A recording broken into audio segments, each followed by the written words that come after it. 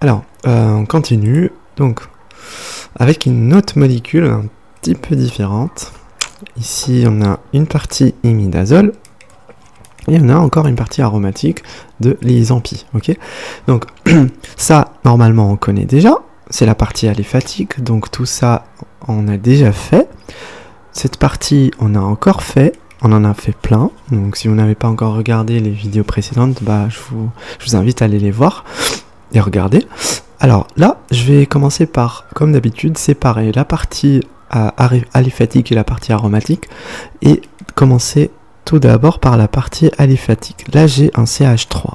Un CH3, donc qui est lié, qui voit, pardon, un CH2, donc c'est-à-dire on va avoir un triplet, ok? On va avoir un triplet, et du coup une constante de couplage de 6, 7, voilà, de 7. Donc c'est ça. Donc ça, c'est mon CH3, ok? Donc 3 hydrogènes et un triplet. Le 2, là, il correspond à quoi? Il va correspondre à ces deux CH2, à ce CH2, pardon. Donc ça, c'est un CH2 vers 2. Donc c'est 2 hydrogènes. Et c'est un quadruplet dédoublé. Pourquoi on dit que c'est un quadruplet dédoublé? Parce qu'en fait, ça, il voit à la fois les CH3 qu'on a ici. Donc ça fait quoi? Ça fait un quadruplet. Parce que 3, 1, 2, 3 plus 1, ça fait 4, donc ça c'est un quadruplet. Et il le voit avec la même constante de couplage de tout à l'heure, donc 7.7 quelque chose, ok, 7 Hz. Et le même, celui-là, il va voir aussi, regardez, 1, 2 et 3, il va voir que celui-là, il va pas voir l'autre. Il va voir celui-là, donc il va le voir avec la même constante de couplage, pareil. Et en fait, là, ça fait 1 plus 1, ça fait 2, pardon. Donc c'est un doublé, ok? Donc on va avoir un quadruplé dédoublé. Donc c'est pour ça qu'on a ça, quadruplé dédoublé, et avec les deux mêmes constantes de couplage à peu près, ok?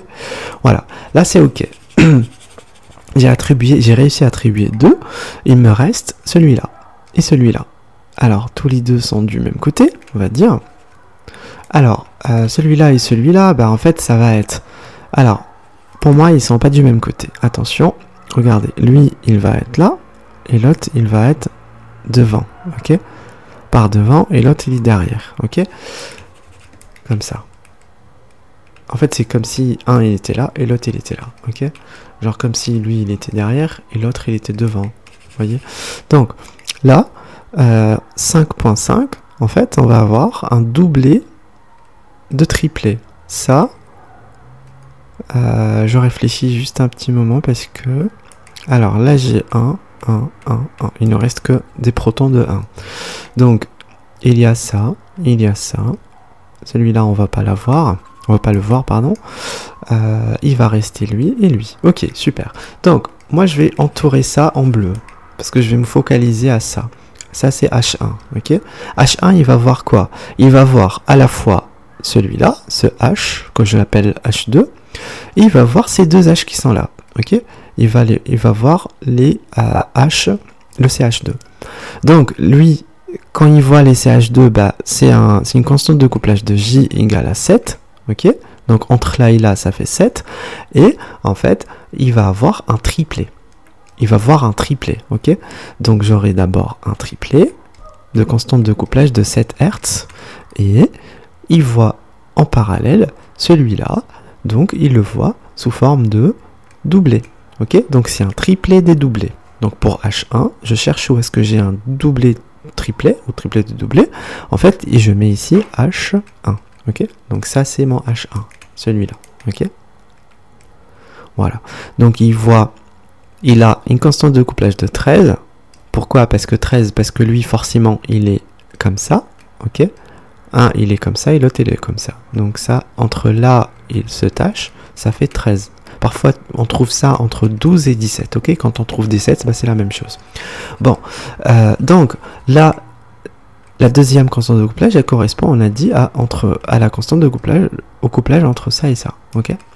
Voilà, donc lui c'est bon, je l'ai attribué. Il va me rester le H2. H2, il va coupler avec le H1, Pour faire quoi? Pour avoir quoi? Pour avoir un doublet de constante de couplage de 13. Ok? Donc ici, ça c'est mon H2.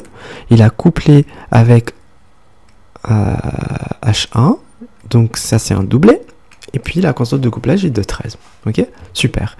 Il va nous rester ce H là en rouge et l'autre. Donc celui-là et celui-là, bah en fait ça correspond à ces deux qui sont là. Et généralement ils sont à côté du pic du chloroforme deutéré.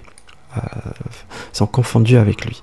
Donc si on essaye de venir ici, en fait on a les CH3 que vous voyez ici, on va avoir les CH2 d'abord, et puis on passe à la partie liaison pi. Ok, la liaison pi, vous voyez, on avait le H1 parce que vous voyez là c'est un quadruplé dédoublé, et puis on a le H2.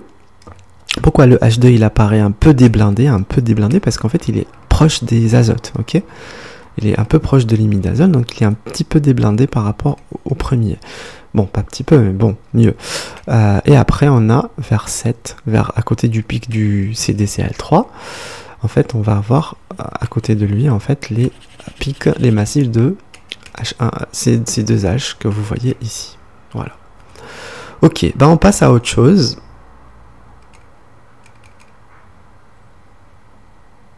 Alors, on passe à autre chose. Donc, ici, qu'est-ce qu'on va faire?